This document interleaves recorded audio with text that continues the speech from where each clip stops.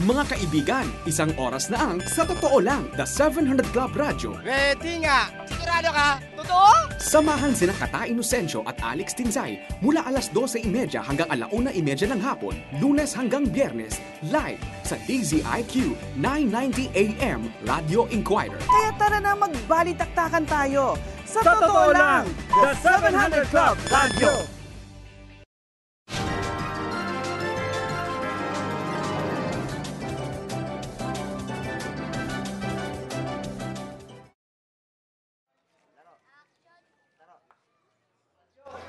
Sali ako. Di ka pati sumali, pilay ka eh.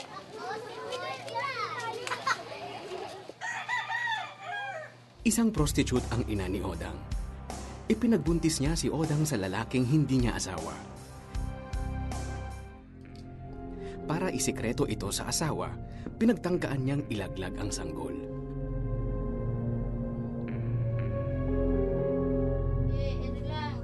Subalit mahigpit ang kapit ni Odang sa sinapupunan ng ina. Kahit anong gawin para ilaglag ang sanggol, naisilang pa rin si Odang. Subalit may kapansanan ang bata. Hindi maayos ang korte ng kanyang kamay at binti. Pinamigay din si Odang sa pamilya ng kanyang kaibigan. Dahil sa kapansanan, ay lumaki siya sa pangungutya ng ibang mga bata. Nahihiya na ako sa sarili ko, ba't ganun? Ba't ako ganito? Kaya naisipan kong magpanggap as a normal. Pag nakasapatos ako, naglalakad ako straight. Para malayo sa panunukso, naging libangan ni Odang ang pagdodrawing. Anumang paglilibang ang gawin at tinibayan man ni Odang ang kanyang loob dala ng mga pangyayari, ay hindi rin niya maiwasan ang depresyon. Isang tanong ang bumabagabag sa kanyang kalooban. Depress ako dahil tatanong ako bakit ako ganito, ba't yung iba ganyan, buo sila ako,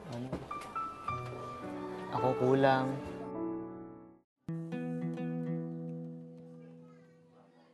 Habang naghahanap ng kasagutan, napagtanto niya kung bakit hinayaan siya ng Panginoon na mabuhay. Kahit na may kapansanan pala ako na ganito, kahit na palagi ako kinukutya, ganun.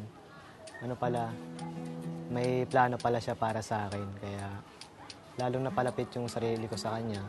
Nung nakilala ko siya, doon niya lang pinakilala kung sino akong talaga. May talento pala akong maipagmamalaki sa pag-drawing. Masaya pasukan yung mundo ng arte. Nang malaman niyang may layunin ang Diyos para sa kanyang buhay, ay nagsikap si Odang na pagbutihin ang kanyang obra.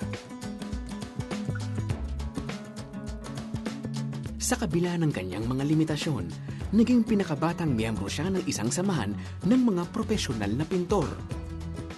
Kasi ito yung meron ako eh. Ito yung binigay sa akin ng Diyos. Ito yung i-develop ko at yung pauunlarin ko. Kasi kung iisipin ko yung mga bagay na wala ako, may hinto lang ako sa pag-isip na yun. Nadiskubre siya ng isang batikang pintor at niyaya siyang maging apprentice. Malayo man ang tirahan ng pintor, matyaga niyang itong pinuntahan mula sa Las Piñas hanggang Cavite, gamit ang kanyang lumang bike. Kahit na nahihirapan ka magpedal, kahit na gaano kalakas yung hangin pasalubong sa'yo, hindi hadlang yun para makarating ka sa gusto mong puntahan. Naharap man sa kamatayan at kawalan ng pag-asa ang mundo ni Odang, may mas magandang plano ang Diyos para sa kanya, ang mabuhay at magkaroon ng magandang kinabukasan. Hindi ko sayangin yung pagkakataon na binigay ng Diyos. Yung buhay ko ngayon, gagawin ko sa mabuting bagay, tsaka maging biyaya sa ibang tao.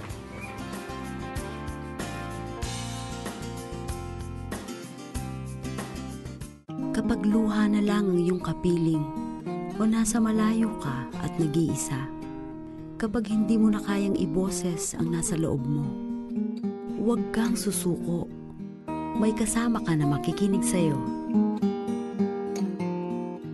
Tawag na